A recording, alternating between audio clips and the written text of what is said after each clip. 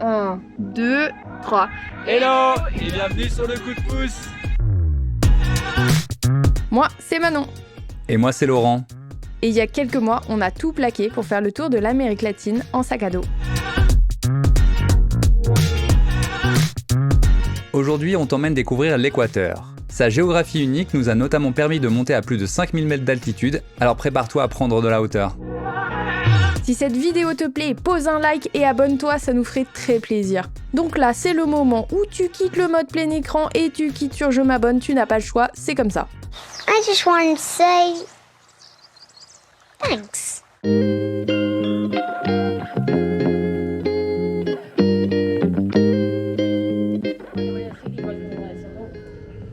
Petit passage de frontière. Je suis déjà saoulée. Je comprends qu'il y ait du monde et que ça prenne du temps, mais là, on est dans la file depuis 10 minutes et on n'a pas fait un pas en avant.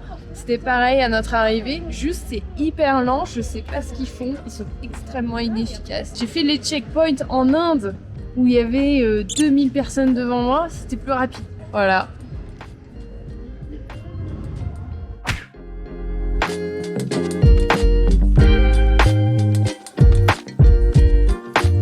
Ça y est, on est bien arrivé à Quito, en Équateur, et on s'est trouvé un Airbnb de 75 mètres carrés. Merci Manon de nous trouver ces petites perles rares. On paye une vingtaine d'euros la nuit. On a déjà tout mis en bordel. Voilà, comme d'habitude. On aime bien les petits cocons, quoi. Donc dès qu'on a un endroit sympa, on s'étale. Et puis bah, là, on s'apprête à aller visiter la ville. Donc il fait un peu froid, on a pris nos manteaux et tout. Ça nous fait bizarre parce que depuis Ipiales en Colombie, on se caille le cul. Alors que jusqu'à présent, on avait trop chaud. Donc d'un côté, on se plaignait parce qu'il faisait trop chaud. Maintenant, on se plaint parce qu'il fait trop froid. Voilà, on n'est jamais content, quoi.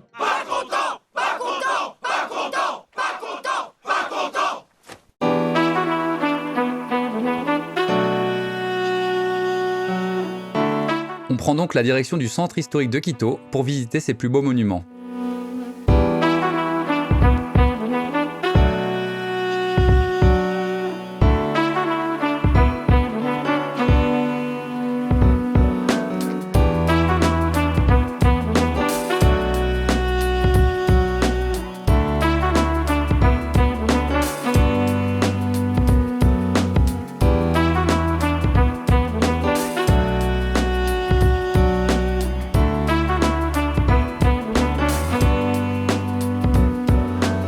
Alors ici, on est au sommet de la basilique du Voto Nacional, qui veut dire le vœu national. C'est l'église néolithique la plus haute d'Amérique latine. C'est aussi les tours les plus hautes de Quito. Donc c'est vraiment une vue impressionnante sur tout Quito, comme vous pouvez le voir. L'architecte français s'est inspiré de la cathédrale Notre-Dame de Paris et c'est pour ça qu'on a vraiment l'impression que c'est une cathédrale qui ressemble vraiment au style français. Du coup, l'entrée pour accéder au top, c'est 3 $ et en fait, vous pouvez accéder tout en haut de la dernière flèche et c'est notre prochaine étape. Là, c'est le passage en fait entre les deux flèches, c'est assez ouf.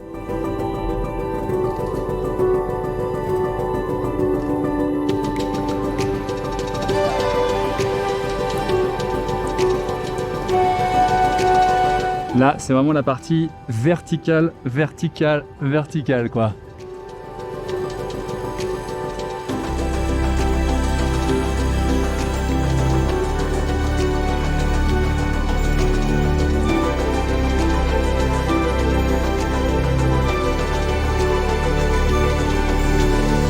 Faut pas avoir le vertige pour monter dans la coupole là. Mais sinon c'était trop bien. Comme dit Laurent, worth every penny.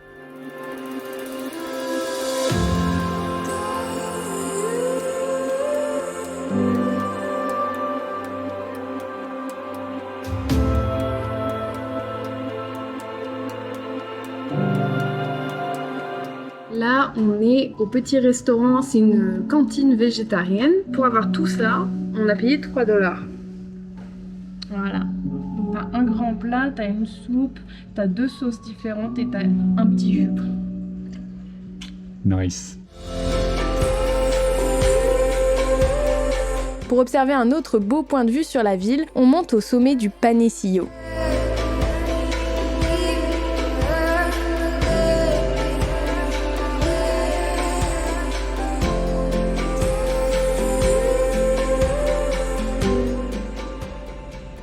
Donc là, on a été au Panecillo ce matin. Et donc, j'ai décollé en drone et j'ai filmé en drone le Panecillo. Je viens d'enfreindre toutes les règles de l'Amérique latine. J'ai volé au-dessus de Quito et j'ai tourné autour de la basilique en plein milieu de la ville. Et c'était juste hallucinant, quoi. Donc, je suis trop content. Je sors avec un truand. Là, on redescend et on a quand même une vue assez improbable sur la ville, quoi.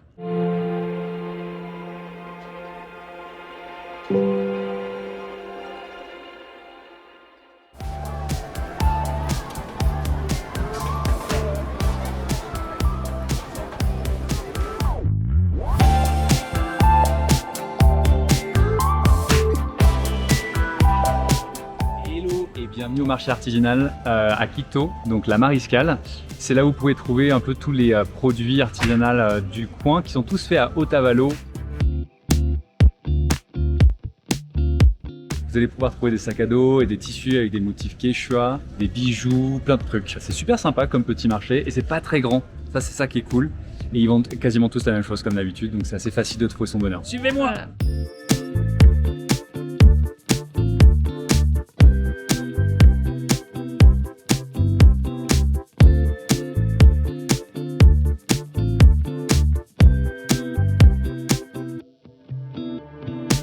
Depuis Quito, on a pris un bus pour nous rendre au Cotopaxi, le plus haut volcan actif du pays. Le bus nous dépose sur la route principale et on termine le chemin en stop.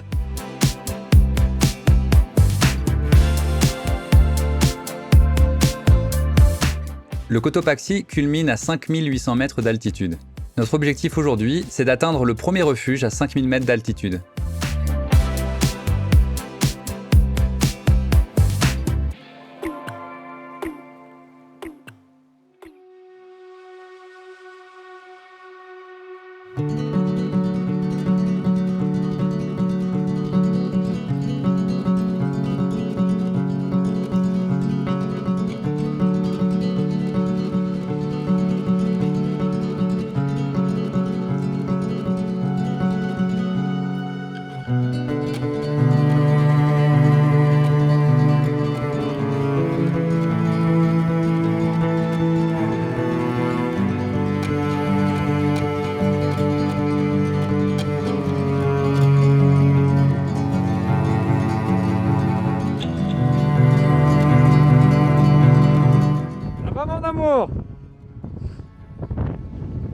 Avec les chaussettes. On n'a pas de gants, tout le monde a pris des chaussettes. Bah, on la sent l'altitude quand même, hein, putain. Petit bonheur en alpaga, il fait du bien là, hein. Grave.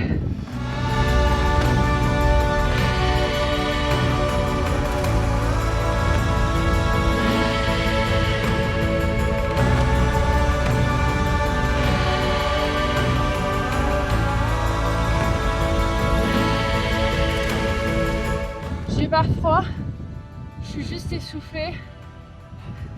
Avec l'altitude, c'est la pente. Hein, aussi, Évidemment, la pente, bien sûr. On a essayé de continuer, mais c'est n'importe quoi. Il y a une smoke de malade et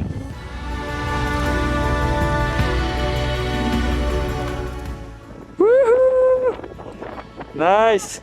Après 1 heure d'effort, on arrive enfin au sommet. Bien joué, mon amour!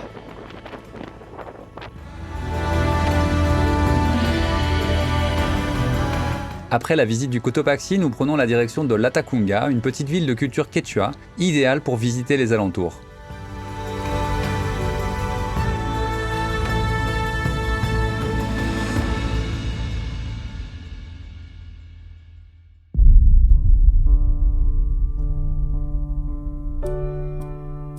Par hasard, on se rend compte à notre arrivée à Latacunga qu'un festival local y avait lieu pile pendant notre séjour.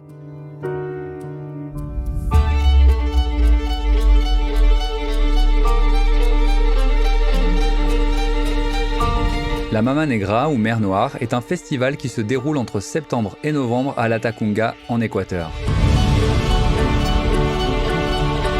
Cette célébration en l'honneur de la Vierge de la Miséricorde a lieu chaque année pour protéger les habitants des éruptions potentielles du volcan Cotopaxi. C'est donc le visage peint d'un noir qui rappelle la cendre volcanique que les festivaliers défilent.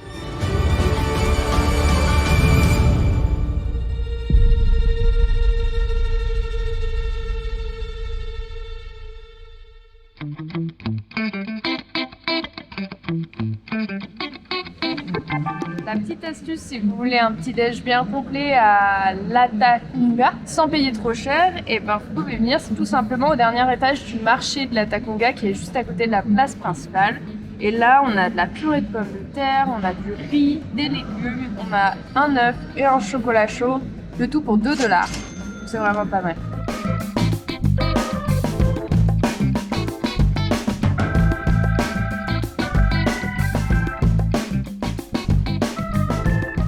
Hello! Alors Laurent a craqué, Ouais.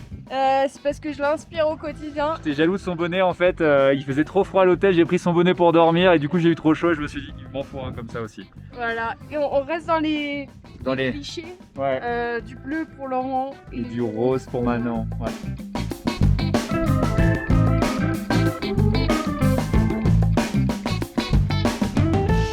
Bienvenue à la Laguna de Quilotoa. La Laguna de Quilotoa se trouve en Équateur, à environ 2 heures de la ville de Latacunga.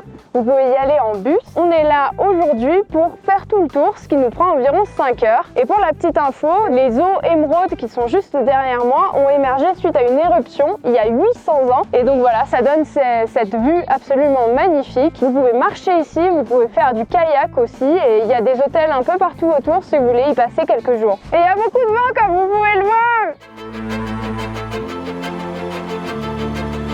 Alors là, on s'approche du cratère. Normalement, on va avoir un nice reveal de l'eau turquoise.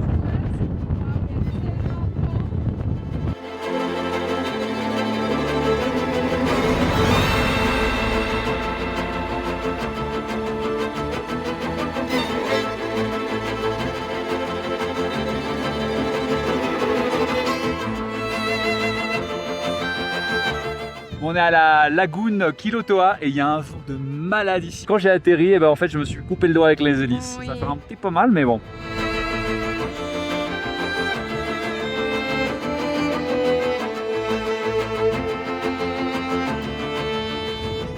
Ouais, il y a un petit précipice quand même, hein. Ça va le précipice, Manon? Je regarde pas.